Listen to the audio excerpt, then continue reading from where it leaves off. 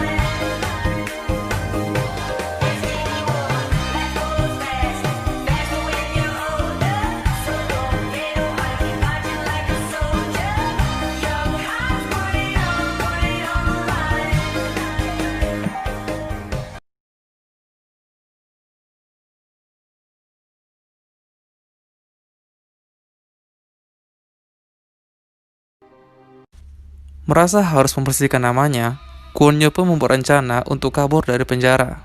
Dan ternyata rencana itu berhasil. Ia membuat keributan di dalam mobil sehingga mobil itu pun terjatuh dan terguling. Setelah berhasil membuat kehebohan di mobil itu, Kwon Yo berhasil mendapatkan kunci untuk kabur dari sana. Di tengah perjalanan untuk kabur, sialnya, mobil yang ditumpangi oleh Kwon Yo dicegat oleh polisi. Supir membawa mobil tersebut diinterogasi oleh polisi, namun untungnya polisi tidak menyadari ada Kwon Yo di dalam mobil tersebut, dan akhirnya mereka pun bisa melanjutkan perjalanan untuk membawa Kwon Yo kabur. Kwon Yo pun bertemu dengan pengacara, dan pengacaranya memberikan barang dari mendiang ibu Kwon Yo kepada Kwon Yo. Namun, ketika Kwon Yo sedang menunggu, ternyata pengacara tersebut itu melaporkan Kwon Yo kepada polisi. Untungnya, Kwon Yo dapat berhasil kabur dari kejaran polisi tersebut.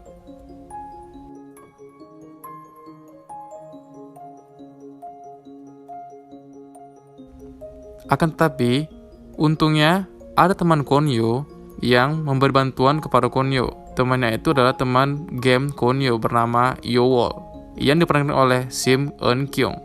Tak hanya ia sendiri, terdapat 3 gamers lainnya yang ikut membantu Kwon Yo. Dia adalah Demolition, Do Si-young, dan The Beauty of Space.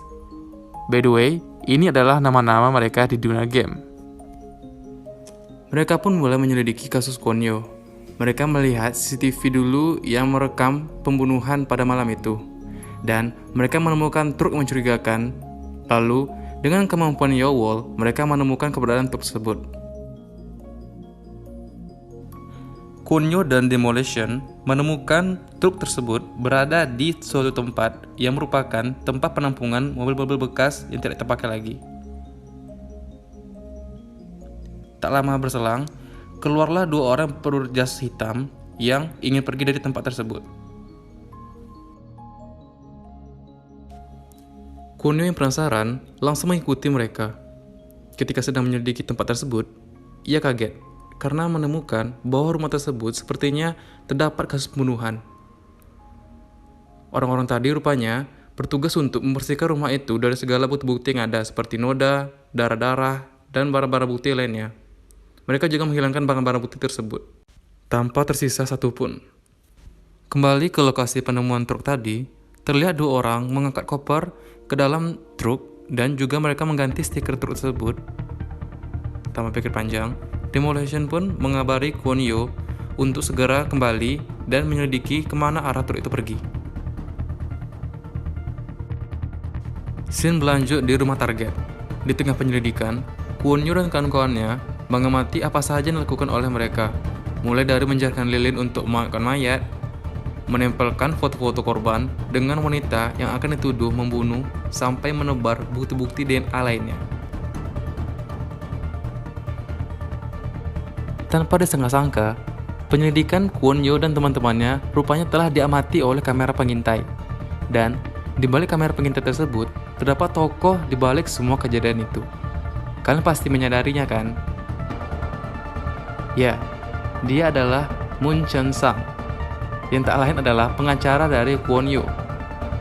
Ternyata, selain menjadi pengacara, Ia juga memiliki pekerjaan, yaitu membersihkan kejahatan-kejahatan orang-orang kaya atau pejabat yang nantinya kejahatan itu akan dilimpahkan ke orang-orang tak bersalah seperti adanya Kunio.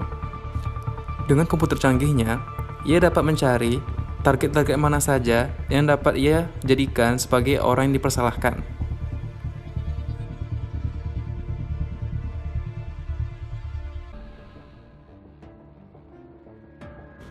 Kunio pun akhirnya menemukan wanita yang telah menjebaknya ketika malam itu. Namun, setelah hampir ditangkap, seseorang menggagalkan aksi Kunio dan wanita itu berhasil kabur. Di tengah pengejaran wanita tadi, Kunio rupanya telah diikuti oleh beberapa polisi. Dan, sialnya, mobil yang dikendari oleh Kunio malah mogok. Tapi yang lebih sialnya lagi, orang yang ditakuti oleh Kunio malah menculiknya. Ya, dia adalah Madokso, bos mafia yang dulu menyiksa Kunio di penjara. Ternyata, orang mengirim Madokso tak lain adalah Mun Chensang. Kunio yang tidak berdaya, diajar habis-habisan oleh Madokso dan anak buahnya. Beruntung, ada polisi yang menyergap mereka di kawasan persembunyian Madokso. Sempat hampir dibunuh, di tengah kericuan itu, Kunio berhasil kabur. Dan kenapa dia tidak berlindung ke polisi saja? Ya, karena dia itu masih berstatus buron. Beruntung bagi Kunio, karena Yomo segera mencarinya dan menjemput Kunio dari penangkapan tersebut, dan mereka segera kabur. Yowol memeriksa tubuh Kunio karena dia penasaran kenapa Madokso dan anak buahnya dapat mencari Kunio. Benar saja, rupanya kalung dibawa oleh Kunio telah dipasangi alat pelacak, sehingga Madokso dan anak buahnya dapat mencari Kunio. Kunio dan kawan-kawan mulai menyelidiki kantor umum Chensang. Di sana, mereka menemukan ruangan rahasia yang dipenuhi oleh kabel-kabel yang merupakan ruangan Mun Chensang dalam menjalankan aksinya.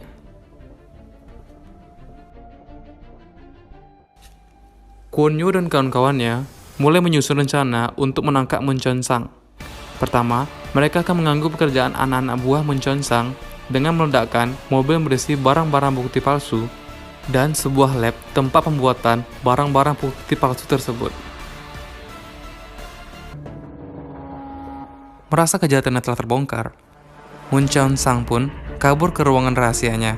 Namun, dia berhasil ditangkap oleh Kunio, dan di sini Kunio mengajar habis-habisan si Mun Chensang, guys.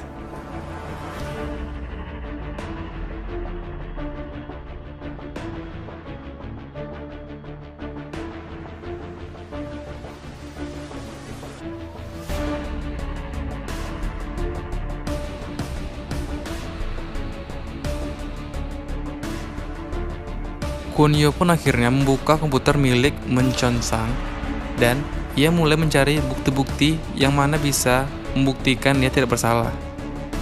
Ia juga menemukan video ketika ia sedang ingin dijebak oleh Mun Chensang dan video mendiang ibunya semasa ia hidup.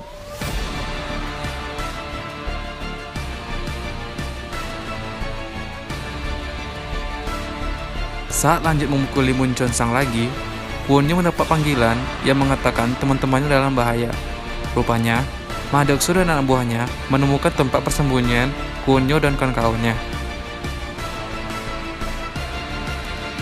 Karena tak ingin membuang waktu, Kunio berusaha menyalin data-data dari komputer Mun Chensang. Tapi, karena proses penyalinan yang lama, Kunio lebih memilih untuk menyelamatkan teman-temannya.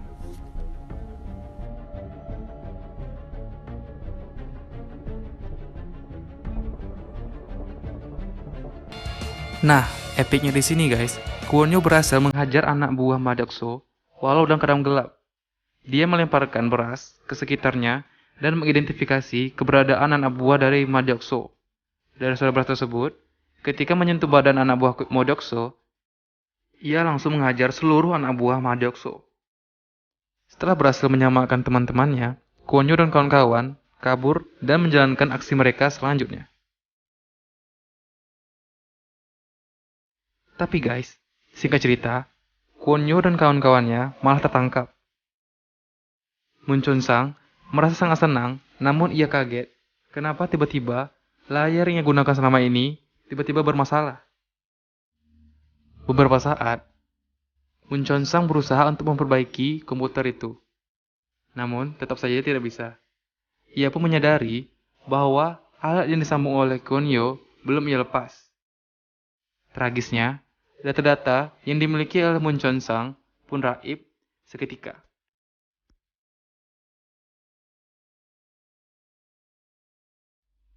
Bukti-bukti kejahatan pun berhasil didapatkan oleh Yomol dan ia segera menyiarkan bukti-bukti yang ada ke stasiun TV di seluruh Korea.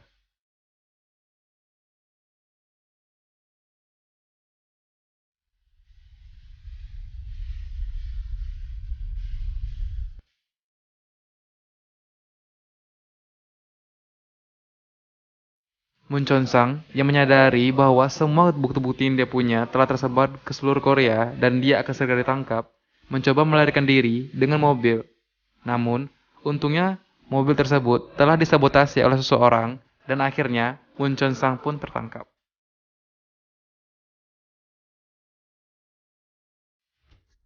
Di penjara, Mun Chonsang bertemu dengan Ma Dokso. Namun, kali ini bukan bekerja sama. Namun, Ma Dokso ingin memberikan pelajaran pada Mun Chonsang.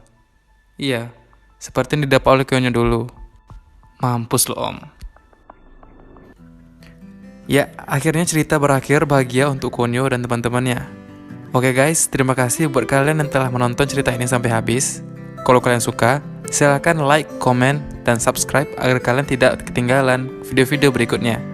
Untuk teman-teman yang ingin memberi saran, untuk video selanjutnya, silahkan tulis di kolom komentar ya.